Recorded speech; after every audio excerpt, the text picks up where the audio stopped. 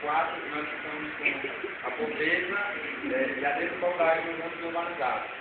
E eu sou João, e esse aqui é Mano, e é ali. Bom, gente, quando falamos assim nesse tema, né, pobreza e desigualdade social, e passamos na nossa mente, o que se passa principalmente vocês quando a gente fala nesse tema? Pobreza e desigualdade no mundo globalizado. Né? Nós temos aqui, ó, exemplos como ela falou que é países ricos e países pobres. Nós temos uma foto aqui, mostrada no capítulo 6, que fala mais ou menos sobre isso aqui, ó. Aqui nós temos turistas em transatlânticos e no mundo atravessando na Noruega. Então nós temos aqui do lado crianças em sala de aula em uma comunidade rural do Malawi, país africano. Então nós temos esse exemplo de países ricos e países pobres. Aí assim, quando nós falamos sobre pobreza e desigualdade, nós temos que um texto que abarca o espaço globalizado evidenciou uma grande desigualdade socioeconômica que se manifesta de várias formas, como podemos observar a foto. Não é só em países, nas sociedades certinhas que estão desigualmente distribuídas. Encontramos grandes diferenças de nível de vida também entre homens e mulheres e grupos étnicos, como nós podemos ver na foto. Então, essa aqui falou a má distribuição do IDH. Com má distribuição, nós temos um operário aqui na indústria, trabalhador em uma indústria de tecnologia. Então, nós temos aqui do lado trabalhadores com sua família, né, agricultores e seus familiares preparando o terreno para cultivar para o cultivo de amendoim. Então nós temos essa diferença.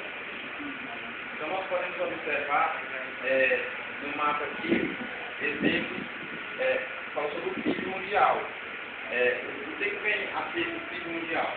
Alguém pode dizer? PIB? Alguém pode dizer o que é o PIB?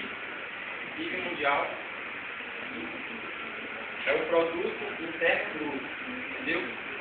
Então aqui nós temos as bolinhas maiores aqui, indica onde há uma maior distribuição desse produto interno bruto.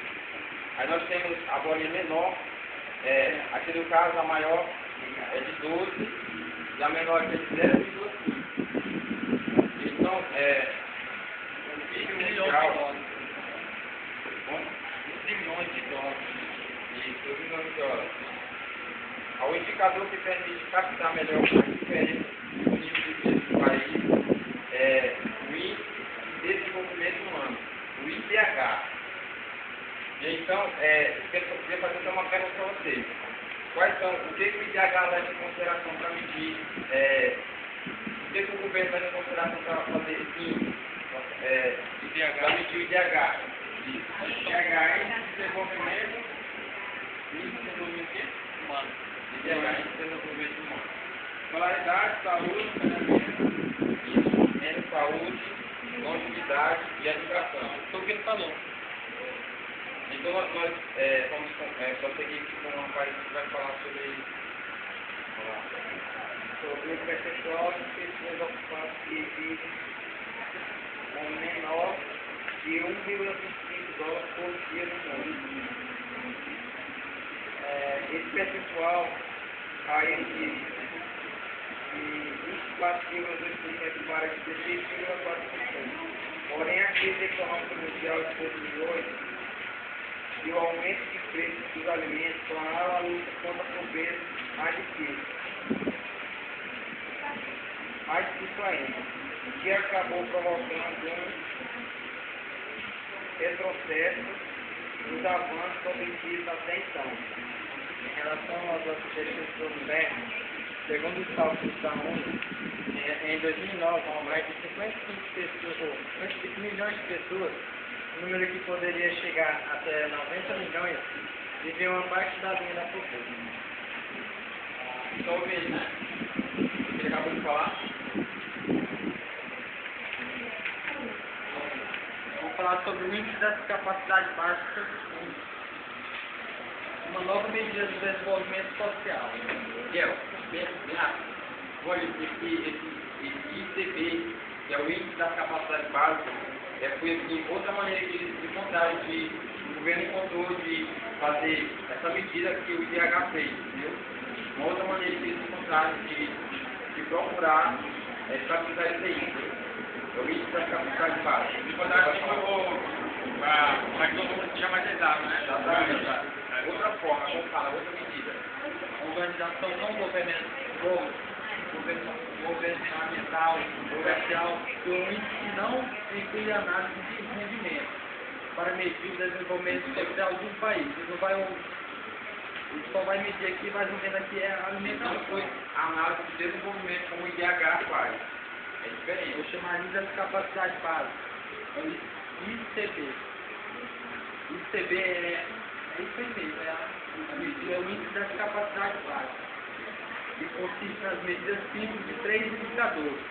O percentual de crianças que chegam ao 5º ano do ensino fundamental, a mortalidade infantil de menores de 5 anos de idade, o percentual de partos assistidos por pessoas especializadas.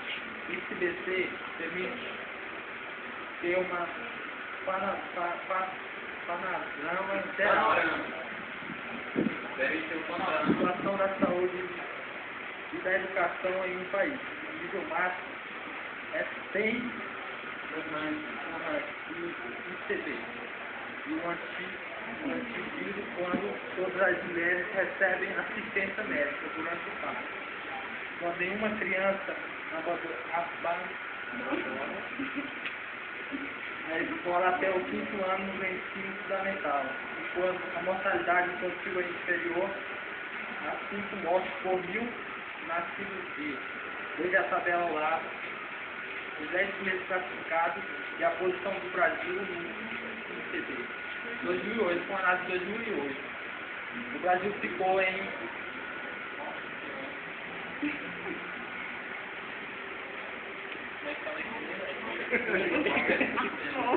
Talvez não, que é...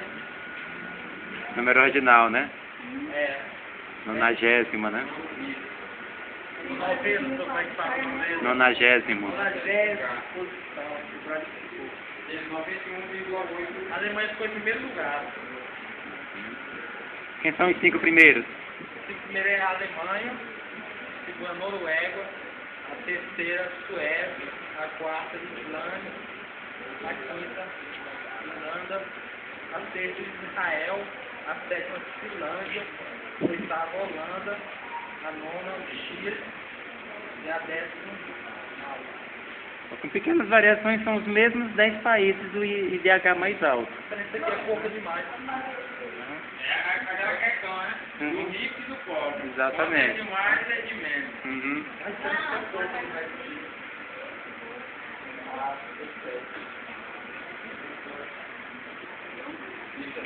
Então, como o Gabriel falou, esse ICB, o Índice das Capacidades Básicas, para nós termos um bom índice, nós temos que ter, como ele falou aí,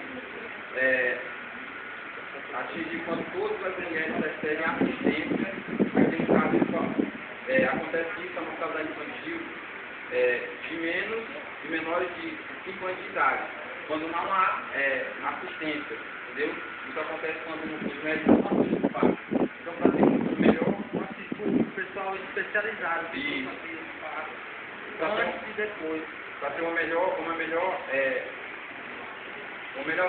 visão disso aí, o ICB, eles tiveram, diferente do IDH, eles colocaram outros fatores que medem, chamado índice das capacidades básicas. Aí nós vamos explicar com a vai falar um pouco sobre isso.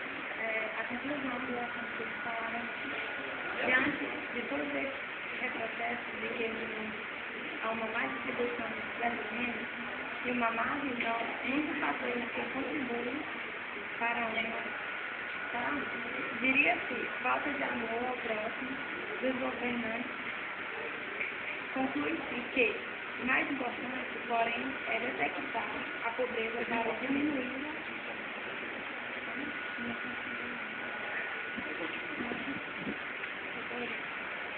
e combatê-la em várias regiões do mundo, principalmente nos lugares onde ela é proveita e mais aguda, como em países da África, da América Latina e da Ásia. Vou falar um pouco sobre a Declaração do Milênio, aprovada pela Assembleia Geral das Nações Unidas, a cúpula do Milênio, realizada em Nova York, desde a 11 de setembro de 2000. O documento reúne planos dos Estados-membros para melhorar a vida das pessoas no século XXI, por estabelecer as metas do desenvolvimento MDG que possibilitaria até 2015 reduzir a pobreza extrema e promover o desenvolvimento sustentável em países em desenvolvimento. Esse compromisso está definido em outros objetivos, como podemos ver no quadro abaixo. As metas do desenvolvimento.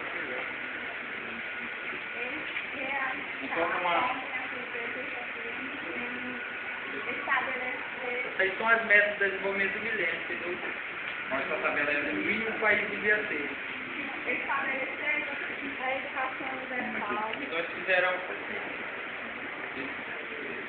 eles fizeram esse programa aprovado pela Assembleia Geral das Nações Unidas na cúpula do milênio, realizada em Nova York, de 6 a 8 de setembro de 2000. O documento reúne planos dos Estados membros para melhorar a vida das pessoas. Aí, ó, aqui está o plano, as medidas que eles realizaram. Aqui tem erradicar a fome e a pobreza extrema. É um dos que eles obteram para tentar melhorar esse nível aí. Estabelecer a educação infantil. Para vocês verem, né? Aí, promover a igualdade entre os gêneros. Melhorar a saúde materna. Reduzir a mortalidade infantil. Combater a AIDS e outras doenças. Garantir a sustentabilidade do meio ambiente. Incentivar um sistema comercial e financeiro não discriminatório e atender às necessidades dos países menos desenvolvidos. Então, essa medida que eles fizeram aqui é para tentar melhorar todo aquele processo que a gente falou antes, o índice das capacidades básicas, que é medido, porque hoje em dia há muitas mortes, né, de crianças ao nascer sem assistência, às vezes assim, em locais longe de cidade. Então acontece uma não assistência, e acontece também que as crianças não chegam ao ensino médio, né? Às vezes por falta de renda. Então eles tentaram fazer uma nova medida que foi aprovada na Assembleia aqui, para tentar melhorar tudo isso aí. Aí a gente fez uma conclusão de tudo isso aqui, ó. Diante de todos esses retrocessos, que no mundo há uma má distribuição dessas rendas e uma má divisão, muitos fatores que contribuem para uma falta de amor ao próximo dos governantes. Conclui-se que o mais importante, porém, é identificar a pobreza para tentar diminuí-la e combater em várias regiões do mundo, principalmente nos lugares onde ela é crítica e mais aguda, como em países da África, da Oceania e da Ásia. Isso aí é a conclusão. Alguém tem alguma pergunta? Quero pedir a vocês assim, desculpa porque o nosso grupo, os meninos trabalham, né? Todos nós trabalhamos, eu tirei um tempinho. Aos meninos eu acho que negligência de todos nós, né? Que é um tempo para nós vigilarmos, a gente se reuniu, a gente fez mesmo assim de última hora, mas eu espero que vocês tenham entendido alguma coisa, né? Eu só perguntar novamente para vocês entenderem mesmo. O que é o ICB?